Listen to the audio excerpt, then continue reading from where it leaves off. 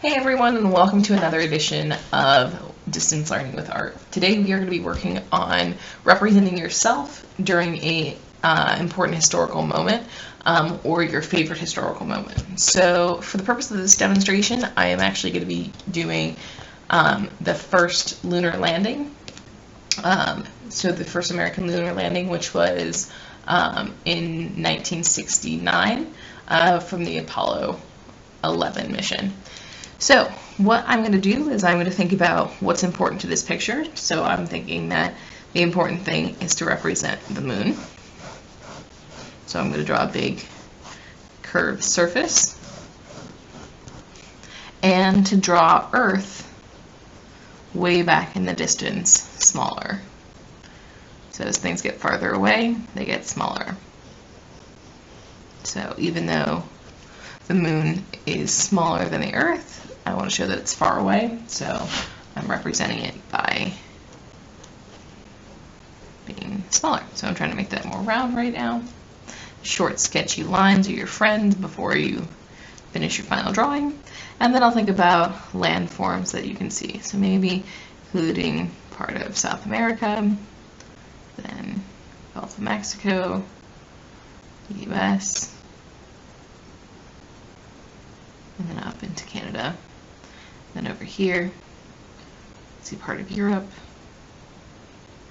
coming down, and then part of Africa down here.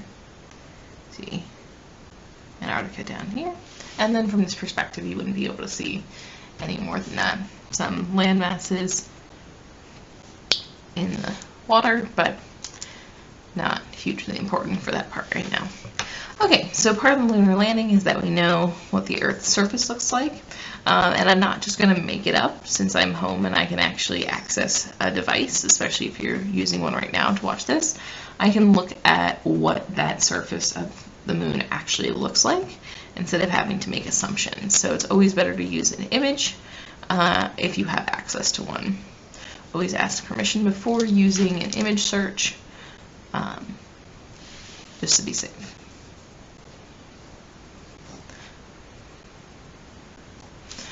Okay, so I have some generalized texture here on the moon surface. Some things going off of the page, really important.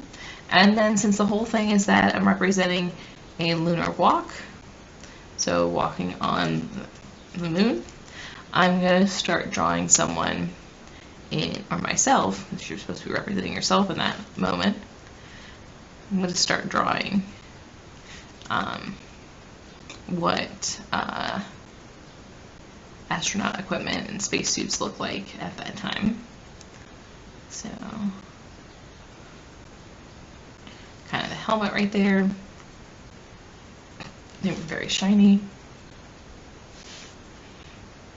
And arms go out. Thinking about shoulders.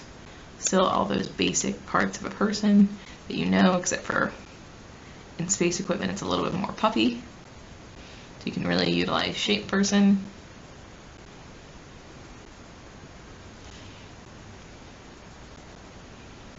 And again, thinking about how the human body bends.